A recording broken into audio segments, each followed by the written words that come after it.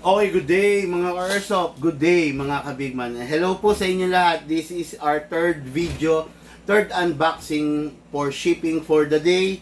Okay, unit ng ating ka-Airsoft, Emilio Padua of Daraga Albay. Ito. This is a 1911. Nakikita nyo naman, 1911 Classic FPJ ang probinsyano. Bakit tinawag siya na classic? Tignan nyo.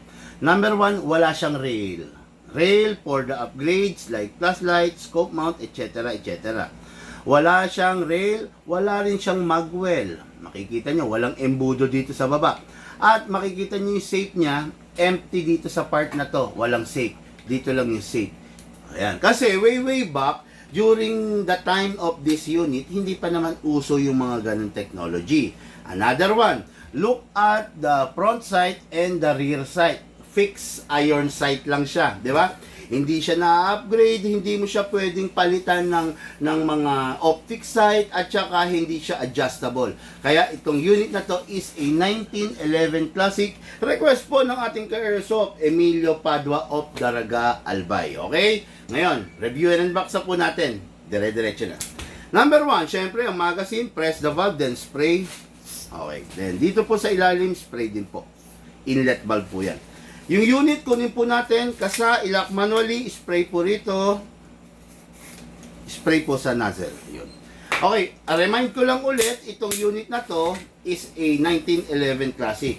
Okay siya, pero hindi natin siya pwedeng palakasin na tulad ng isang 2011. Kasi ang 1911 Classic nga medyo mahirap ang pyesa kung sakaling masisiraan. Kung ilalakas natin siya, magiging prone po siya sa pagkasira. Kaya, hinayaan lang natin, tinono lang natin ang gusto para maganda. Yung unit po, unang-una, kasi natin lock manually, hindi siya naka-fix barrel. Tignan nyo to. Hindi siya naka-fix barrel. Naka-fine tuning, naka-trigger job, naka-hammer protection pad lang po siya. Lumakas siya, kaunti lang. Hindi po ganun kalakas, hindi tulad ng mga 2011. Okay? Kuha po tayong green gas ngayon.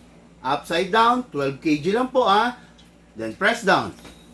1, 2. 2 seconds lang po. Okay na po yun. Hindi na po kailangan padamihin pa kasi po upgraded naman po yung unit. Nakatono naman na po no? Hindi lang po siya naka-full upgrade kasi hindi natin pwedeng palakasin ng gusto to kasi magiging prone sa pagkasira. Okay? Kuha po tayo ng hatak to pababa. Kuha po tayo ng 0.20 mga bossing.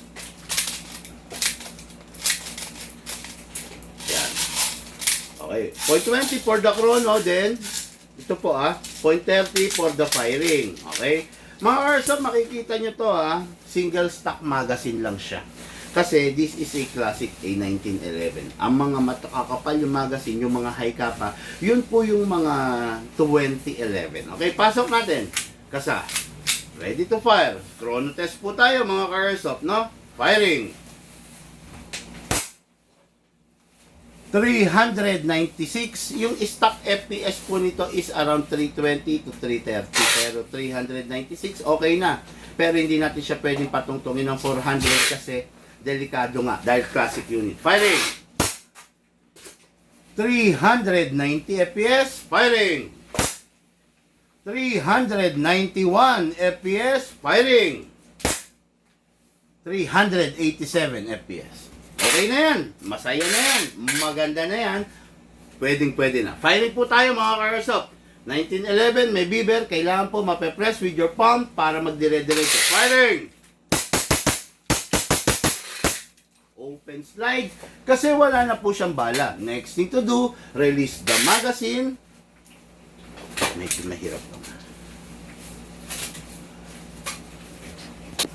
Release the magazine, then release the slide, then rest the hammer by pressing the trigger. Ito pong unit na to, ready for packing and ready for shipping, going Daraga Albay, Emilio Padua. Maraming salamat po.